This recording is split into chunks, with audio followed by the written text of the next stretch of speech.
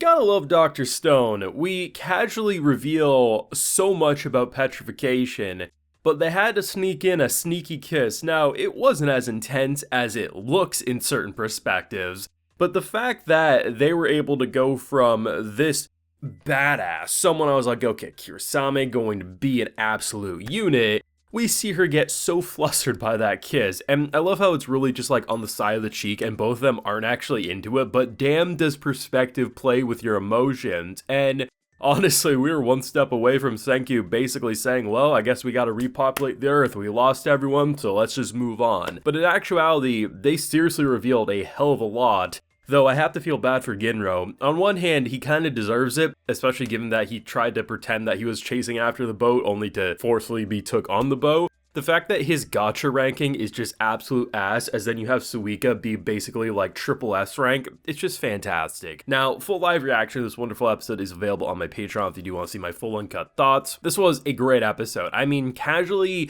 turning everyone on that boat to stone, you're gonna have a lot of questions. How did it happen again? Is it the same as it happened the first time or the second time? Whatever we're at this point. And the fact that we see this woman come up on a cliff, take something out of a pouch, spins it, throws it, and then we see the same green blast. And there's obviously some good news surrounding that. As Senku points out, one, we know that it's based on a set of rules. We can now physically understand that she has an object or they have an object. It could very well backfire on them if you use it to your advantage. Maybe you cut the rope so that it falls down on her. If you start getting petrified, you can cut off the pieces that are and escape the blast. There's a lot of new developments that make things a lot more hopeful, but it is rather frightening. And my assumption feels like it's a form of stone or object that maybe they're cutting pieces off and giving it to select warriors, because initially, I was thinking that the leader of this island was taking credit for something that he wasn't controlling at all. But now, seeing it fully in action, yeah, I mean, it's not just taking credit. If people try to leave that island,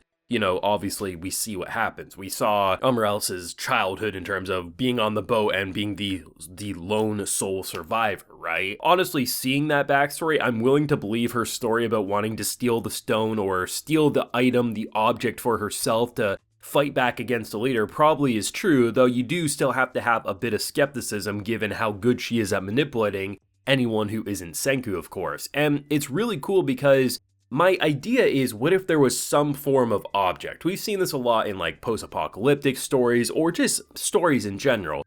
Humanity discovers something deep in a cave or something like that, and what if someone in our modern age, let's rewind to season 1 episode 1, harnessed something and activated it over using technology of some sort, and that's why it was such a large blast. Very well could be the case of what happened. And if we're currently sitting in this world, what if someone found or chipped away at it, and I don't know if it's based on force or if there's some sort of trigger, but either way, it's starting to feel like our brains are at the very least able to rationalize the green blast a lot better. We're not going to be able to probably completely figure it out anytime soon, but the fact that we can look at a character, no longer just say, how did they turn a stone on that bow? We look up at a cliff and we see her spin, shoot something, and then the same blast occurs. And that lets you say it actually is based on science. We're not in this weird supernatural what if anymore. There's, at the very least, from Senku's point of view, and most likely the viewers, we have a chance to fight back against it. And seriously, even though I still say they absolutely could be screwed, after last episode casually removing a majority of the cast that is on that boat, it is frightening. I'm glad Senku's confident that he can do something about it, but I'm waiting for the punchline or for them to be absolutely nasty and end this core with Senku getting petrified or something and having to wait a season to see the end result, right? Like, even though we know, yes, okay, this bastard pushed over characters and they're breaking limbs, we can glue that back on, sure, but it doesn't change the fact that shit is very, very bad right now. And in terms of a villainous aura, not only did they pick the right voice actor, they gave the right character design. This dude is tall as hell. You'd swear he's 8 feet, 9 feet tall, but it's the voice work and the way he's just so scummy and just, he's like a parasite. He's a humanoid parasite, and the way he was navigating and stupid Ginro shouting or making noise, not putting the barrel back where it was, him doing the side-eye look into it, That's right out of a horror movie. And I think it really does say why one character has a very bad gacha ranking and another has a very rare gacha ranking, because Suika, being her,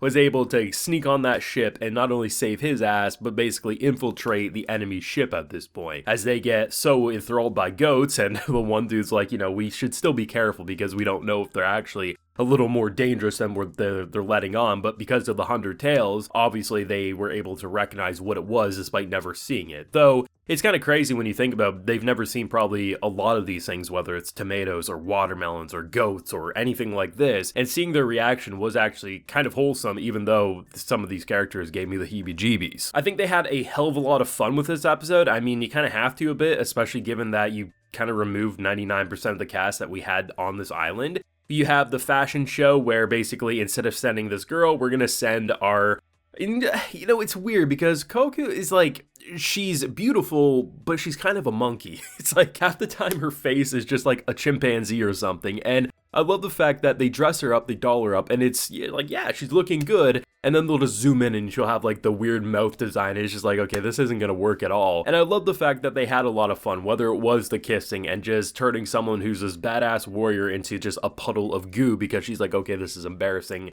get back to your village sort of a thing because you love Lab-kun. And I'm like, oh my god, Lab, perfect word because they're gonna have no idea what it is. Send a signal to maybe a lone survivor, hoping it's magma, hoping it's anyone, and then we get the worst pull ever.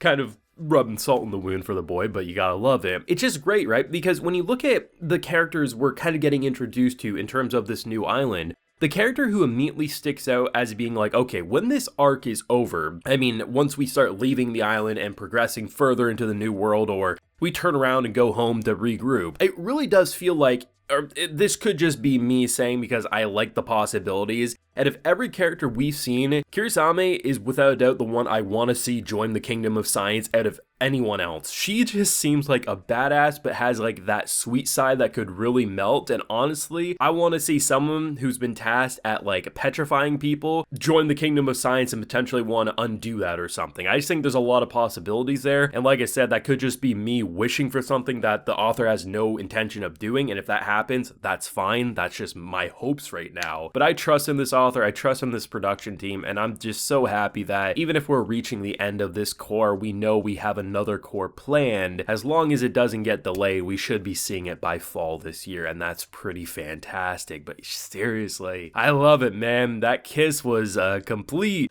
curveball. You think you're getting one thing and then you get a completely different thing, but it does show their general, like the general connection between these two, because it's a lot more natural. Even if they were awkward about it, you definitely felt like both of them were more okay with it than you would initially think given their personalities, right? I think Senku secretly liked it deep down inside, as did she, but that's just me anyway. But thoughts, feelings yourself, what do you think? What do you think maybe the activation is? Do you think it's a stone like myself, or do you think it's something else? Let me know down below. Drop a like if you enjoyed, subscribe if you're new around here, ring that bell of course so you can get notified when I upload more Dr. Stone on the channel. And like I mentioned, full live reaction to this wonderful episode is available on my Patreon, where you can also get a video shoutout. So today we have Patrick, Vasuvo Granada, Nathan Laurie, and Migs021. So I appreciate the support, everyone. Please take care and have a good one.